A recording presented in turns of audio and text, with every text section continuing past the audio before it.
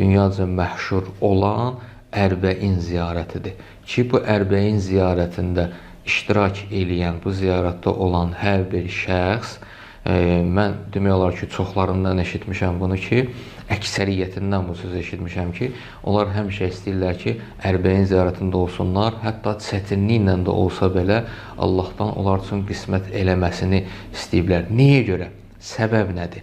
Səbəblərdən ən başlıcası elə bu səbəbdir. Nədir?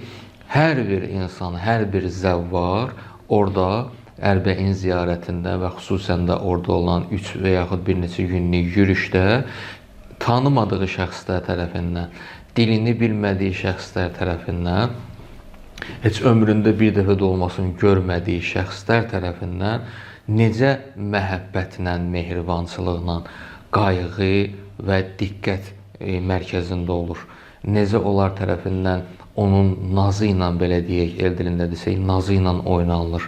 İnsan orada öz mənəvi tələbatının ödəndiyini gördüyünə görə Ərbəin ziyarəti onun üçün olur aramlıq bir məkanı, aramlıq ziyarəti. İnsan özünü orada çox rahat hiss eləyir, çox tox hiss eləyir. Yəni orada aclığı yadından çıxır. Çünki onun boşluğu varsa boşluğu doldurulur və bütün o tələbatları da ödənilir. Təbii ki, bu işləri görən hamısı bu məsələnin arxa fonunda İmam Hüseyn əleyhissalamdır. Əslində İmam Hüseyn əleyhissalamın dünyaya, bəşəriyyətə çatdırmaq istədiyi missiyalardan biri də budur.